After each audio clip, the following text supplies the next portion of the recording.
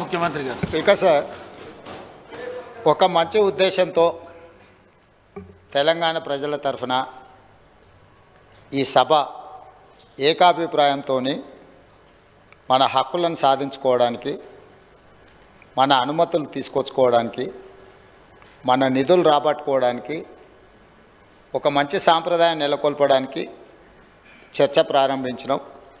ప్రతిపక్షాలకు అవసరమైన మేరకు సమయం ఇవ్వాలి అని తమరిని అనుమతి అడిగినాం. తమరు కూడా పెద్ద మనసుతో ఈ చర్చకు అనుమతి ఇచ్చారు. అయితే ఈ చర్చను దుర్వినియోగం చేసి సత్యదూరమైన అంశాలను ఇక్కడ ప్రస్తావించి చేసిన పాపాలను అన్నిటిని కూడా కప్పిపుచ్చుకోవడానికి 100 ఎలకలు తిన్న పిల్లి తీర్థయాత్రలు పోయి అన్నీ మాఫైనాయని వెనకటికి చెప్పినట్టుగా వారి ప్రసంగాన్ని చూస్తే అర్థమవుతుంది అధ్యక్ష. వారేదో వీరోచితంగా పోరాటాలు చేసినట్టు, ఆ పోరాటాలతో ఢిల్లీ దద్దరిల్లినట్టు, తద్వారా ఈ తెలంగాణ రాష్ట్రం ఎక్కడికో ఆకాశంలోకి అభివృద్ధిని తీసుకెళ్ళినట్టుగా ప్రజల్ని తప్పుదోవ పట్టించే ప్రయత్నం చేస్తున్నారు. ఈ సభలో రికార్డ్స్ని సవరించాల్సిన బాధ్యత సభానాయకుడిగా నా మీద ఉన్నది అధ్యక్ష. వారు చెప్పిన సత్యదూరమైన వార్తలతో పాటు కొన్ని సత్యాలను ఈ సభలో ప్రస్తావించాల్సిన బాధ్యత నా మీద ఉన్నది అధ్యక్ష. 2014 నుంచి 2021 వరకు ఎన్డీఏ ప్రభుత్వానికి, మోడీ గారి ప్రభుత్వానికి రాజ్యసభలో మెజారిటీ లేదు అధ్యక్ష. ప్రతిసారి వారు ఏ బిల్లు తీసుకొచ్చినా, ఏ అంశాలు ప్రస్తావనకు తీసుకొచ్చినా రాజ్యసభలో ఆమోదం పొందాలి అని అంటే ఇటు లోక్సభలో కానీ అటు రాజ్యసభలో కానీ ఆనాటి ప్రభుత్వము, వారు ఆరాధ్య దైవం అని చెప్పుకునే కల్వకుంట్ల చంద్రశేఖరరావు గారు పదే పదే మోడీ గారి ప్రభుత్వానికి ఏ విధంగా ఊడిగం చేసిండ్రో కొన్ని అంశాలను ప్రస్తావించదలుచుకున్న అధ్యక్ష. జిఎస్టీ బిల్లు తీసుకొచ్చినప్పుడు ఏప్రిల్ 5 అధ్యక్ష, ఏప్రిల్ 5 నాడు జిఎస్టీ బిల్లును లోక్సభ ఆమోదించిన ఎంబడే భారతదేశంలో ఎన్నో బీజేపీ ప్రభుత్వాలు ఉన్నా ఆ బీజేపీ ప్రభుత్వాల ముఖ్యమంత్రుల కంటే ముందు ఏప్రిల్ 9 తారీఖు నాడు అత్యవసరంగా శాసనసభ సమావేశాన్ని ఏర్పాటు చేసి ఇంత అద్భుతమైన జిఎస్టీ బిల్లును నరేంద్ర మోడీ గారు తీసుకొచ్చిండ్రు. నరేంద్ర మోడీ గారు తెచ్చిన జిఎస్టీకి మేము సంపూర్ణంగా మద్దతు పలుకుతున్నాం. ఇదే కాకుండా వారు ఆ రోజు ఏం చెప్పిండ్రు,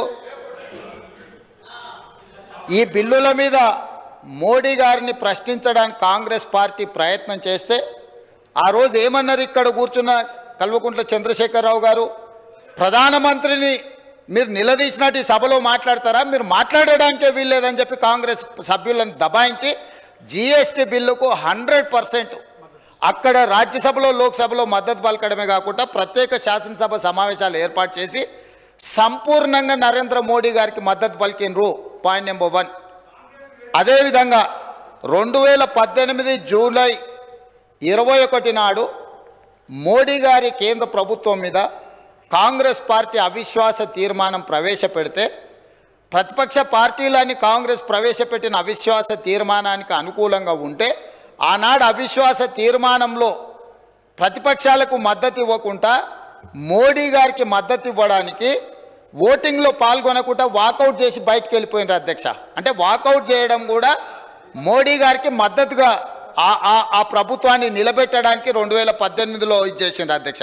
అదేవిధంగా రైట్ టు ఇన్ఫర్మేషన్ యాక్ట్, అసలు ఈ దేశంలోనే సమూలమైన మార్పులు, పారదర్శకమైన పరిపాలన అందించడానికి ఆనాడు యూపీఏ ప్రభుత్వం మన్మోహన్ సింగ్ గారు ప్రవేశపెట్టిన ఆర్టీఐ యాక్టును తూట్లు పొడచడానికి 2019 జూలైలో ప్రవేశపెట్టిన సవరణ బిల్లుకు కంప్లీట్గా రాజ్యసభలో మెజారిటీ లేకపోతే 240 రాజ్యసభ ఎంపీలు ఉంటే 113 మంది మాత్రమే బీజేపీకి ఉంటే ఆ రోజు ఆ బిల్లును ఆమోదించుకోవడానికి టీఆర్ఎస్ రాజ్యసభ సభ్యులు జోగినపల్లి సంతోష్ కుమార్ గారు ప్రత్యేక విమానం వేసుకొని రాజ్యసభలో పాల్గొని ఆర్టీఐ సవరణ చట్టానికి ఓటేసిన మాట వాస్తవం కాదా అంటే టీఆర్ఎస్ రాజ్యసభ సభ్యుడు ప్రత్యేక విమానంలో వెళ్ళి అక్కడ నరేంద్ర మోడీ గారికి మద్దతు పలికింది. ఆ పార్టీ అధ్యక్షుడు ఆనాటి ముఖ్యమంత్రి చంద్రశేఖరరావు గారు అనుమతి లేకుండా చేయగలడా సాహసం అధ్యక్ష? ఇది అప్పుడే వీరు మర్చిపోయినరా?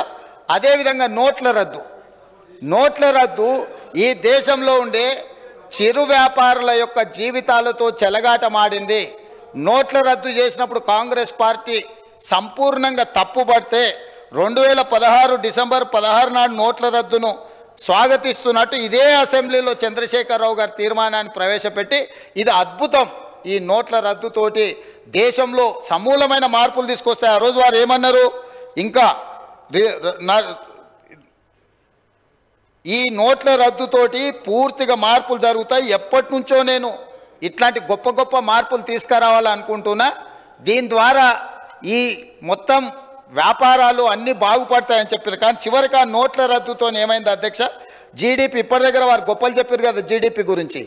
ఈ నోట్ల రద్దుతోని 2% జీడిపి తగ్గిపోయింది అధ్యక్ష ఈ దేశంలో. దాంతో దాదాపుగా 3 నుంచి 3.5 లక్షల కోట్ల రూపాయల నష్టం జరిగిందని చెప్పి నిపుణులు నివేదికలు ఇచ్చిండ్రు అధ్యక్ష. ఆ నోట్ల రద్దుకు మద్దతు పలికిందే వీళ్ళు అధ్యక్ష. ఇదే సభలో తీర్మానం చేసి గొప్ప నిర్ణయం అని పొగడ్తలతో ముంచెత్తిండ్రు అధ్యక్ష. ఇదే కాదు, 2017లో రాష్ట్రపతి ఎన్నికలు జరిగినాయి అధ్యక్ష. ఆనాటి బీజేపీ అభ్యర్థి రామ్నాథ్ కోవింద్కు వీళ్ళందరూ లైన్లో నించొని ఓట్లేసిండ్రు అధ్యక్ష. అదేవిధంగా ఉపరాష్ట్రపతి ఎన్నికలలో వెంకయ్యనాయుడు గారికి అండగా నిలబడి ఓట్లేసి బీజేపీకి లైన్లో నించొని ఓట్లేసింది వీళ్ళే అధ్యక్ష. అంటే ఎన్నికల్లో కూడా బీజేపీకి అనుకూలంగా ఓట్లేసి ఈరోజు ఆనాటి నుంచి ఈనాటి వరకు మేము పోరాటాలు చేస్తున్నాం అని చెప్పి సభ ద్వారా ప్రజల్ని తప్పుదో పట్టించే ప్రయత్నం చేస్తున్నారు అధ్యక్ష. అదేవిధంగా ఆర్టికల్ 370 రద్దు చేసిన రోజు ఆర్టికల్ 370లో కంప్లీట్గా కేంద్ర ప్రభుత్వానికి నేను సాక్షి సభలో 370 రద్దులో వీళ్ళు పోయి నరేంద్ర మోడీ గారికి మద్దతు పలికిండ్రు అధ్యక్ష. ఇదే కాదు అధ్యక్ష, ట్రిపుల్ తలాక్ విషయంలో కూడా 2019 జూలై 30 నాడు ట్రిపుల్ తలాక్ రాజ్యసభలో చర్చలో ఓటింగ్లో పాల్గొనకుండా బయట కూర్చొని ట్రిపుల్ తలాక్ వీళ్ళు సంపూర్ణంగా మద్దతు పలికి పాస్ చేయించిండ్రు అధ్యక్ష. అదేవిధంగా అధ్యక్ష అంతర్రాష్ట్ర నదీ జలాల వివాదాల సవరణ బిల్లు అధ్యక్ష 2019 ఆగస్టు పార్లమెంట్ సమావేశాల్లో ప్రవేశపెట్టిన అంతర్రాష్ట్ర నదీ జలాల వివాదాల సవరణ బిల్లు డ్యామ్ సేఫ్టీ బిల్లు కూడా టీఆర్ఎస్ స్పష్టంగా మద్దతు పలికింది అధ్యక్ష మోడీకి. అదేవిధంగా రాజ్యసభ డిప్యూటీ చైర్మన్ ఎన్నికకు సంబంధించి 2018 ఆగస్టులో రాజ్యసభ డిప్యూటీ చైర్మన్ ఎన్నికల్లో బీజేపీ ఎన్డీఏ అభ్యర్థి అయిన జేడీయూ అభ్యర్థి హరివంశ్ నారాయణ సింగ్కు టీఆర్ఎస్ స్పష్టంగా మద్దతు పలికింది అధ్యక్ష. అదేవిధంగా విపక్షాల ఉమ్మడి అభ్యర్థి కాంగ్రెస్ ఎంపీ హరిప్రసాద్ మీద 20 ఓట్ల తేడాతో వాళ్ళు అంటే ఆ రోజు కంప్లీట్గా ఉమ్మడి ప్రతిపక్షాల అభ్యర్థిని ఓడించడానికి బీజేపీకి మద్దతు పలికి ఆ ఎన్నికల్లో టీఆర్ఎస్ వాళ్ళకు అనుకూలంగా ఉన్న ఒకసారి ఓట్లేసిన రెండోసారి వాళ్ళు ఇదే రాజ్యసభలో మిగతా విషయాలలో గైర్హాజరైంది అధ్యక్ష. అదేవిధంగా సాగు చట్టాలు ఇప్పుడు వారి చట్టాల గురించి ఇక్కడ తీర్మానం అంటుండే అధ్యక్ష. పార్లమెంట్ ప్రొసీడింగ్స్ తీద్దాం అధ్యక్ష. 2020 డిసెంబర్ 27 నాడు ప్రగతి భవన్లో నిర్వహించిన ఉన్నత స్థాయి సమీక్షా సమావేశంలో కేంద్రం తీసుకొచ్చిన సాగు చట్టాలను కేసీఆర్ గారు స్వాగతించిండ్రు. మీరు కావాలంటే ఆనాటి పేపర్లను అన్నిటినీ తిరిగేయండి. పంటలు కొనుగోలు చేసేందుకు ఆ రోజు వారు మాట్లాడింది ఏంది అధ్యక్ష? పంటలు కొనుగోలు చేసేందుకు ప్రభుత్వం వ్యాపార సంస్థ కాదు, రైసు మిల్లరో దాల్ మిల్లరో అసలే కాదు, కొనుగోలు అమ్మకాల బాధ్యత ప్రభుత్వ బాధ్యత కాదు. మద్దతు ధరతో కొనుగోలు జరపడం ద్వారా రాష్ట్ర ప్రభుత్వానికి 7,500 కోట్ల రూపాయల నష్టం వచ్చింది. కేంద్ర ప్రభుత్వం తెచ్చిన కొత్త వ్యవసాయ చట్టాలు ఇదే చెబుతున్నాయి. ఈ విధానం ఉత్తమమని చంద్రశేఖరరావు గారు రైతు వ్యతిరేక నల్ల చట్టాలకు మద్దతుగా మాట్లాడిండు. ఆనాటి పేపర్లు తీసి మీరు తిరిగేయండి, వారు ఏ విధంగా మద్దతు పలికినరో మనకు తెలుస్తుంది అధ్యక్ష. ఇవన్నీ కాదు అధ్యక్ష, చివరిగా 2 విషయాలు నేను ప్రస్తావించదలుచుకున్నా అధ్యక్ష. 2016 ఆగస్టు 7 మిషన్ భగీరథ ప్రారంభోత్సవం కోసం మెదక్ జిల్లా కోమటిబండకు ప్రధానమంత్రి గారు వచ్చారు. అక్కడ ఏం మాట్లాడిండు అధ్యక్ష మన రాష్ట్ర ముఖ్యమంత్రి గారు, ఆనాటి ముఖ్యమంత్రి? మీరు ఒక్కసారి రికార్డులు తిరిగేయండి. నేను తెలుగులో సింపుల్గా చెప్పదలుచుకున్నా అధ్యక్ష. సభా సమయం అత్యంత కీలకమైన అంశాల మీద చర్చించాల్సిన అవసరం ఉంది కాబట్టి ఇప్పుడు నేను బాధ్యత గల తెలంగాణ ముఖ్యమంత్రిని, మాకు కేంద్రం నుంచి 50,000 కోట్లు కావాలి, 1,00,000 కోట్లు కావాలని కోరబోము. మాకు మీ ప్రేమ మీ ఆశీర్వాదం ఉంటే చాలు. హమ్కు కుచ్ భీ నహీ చాహియే, ఆప్కా ప్యార్ చాహియే అని ఆయన ప్రేమలో మునిగి తేలి తెలంగాణ నిండా ముంచి తెలంగాణకు 50,000 కోట్లు 1,00,000 కోట్లు వద్దే వద్దు అని స్పష్టంగా వేదిక మీద కోట్లాది ప్రజల ముందు మాట్లాడి నరేంద్ర మోడీ గారికి, ప్రధానమంత్రికి మా తెలంగాణకు నిధులే వద్దు, నువ్వు నన్ను ప్రేమిస్తే చాలు, నీ ప్రేమలో మేము అమరులం అయిపోతాము, తెలంగాణ ప్రజల్ని ముంచేస్తామని మాట్లాడిన చంద్రశేఖరరావు గారి పార్టీ ఈరోజు చంద్రశేఖరరావు గారు సభలోకి రాక తెలంగాణ ప్రజల యొక్క హక్కులను కాలరాసి తెలంగాణ ప్రజల ఆత్మగౌరవాన్ని మోడీ గారికి తాకట్టు పెట్టి ఈరోజు వాళ్ళు వచ్చి కాంగ్రెస్ పార్టీ అన్యాయం చేసిందని, కాంగ్రెస్ పార్టీ కొట్లాడతలేదని ఇవాళ ఉదయం 11 గంటల నుంచి పార్లమెంటు మెట్ల మీద తెలంగాణకు ఇవ్వని నిధుల మీద, రాని అనుమతుల మీద రాహుల్ గాంధీ, సోనియా గాంధీ గారు, మల్లికార్జున్ ఖర్గే గారు మా ఎంపీలతో నాడు దీక్ష చేస్తుండు. నీ రాజ్యసభ ఎంపీలు ఎక్కడున్నారో ఒకసారి లెక్క పెట్టుకో.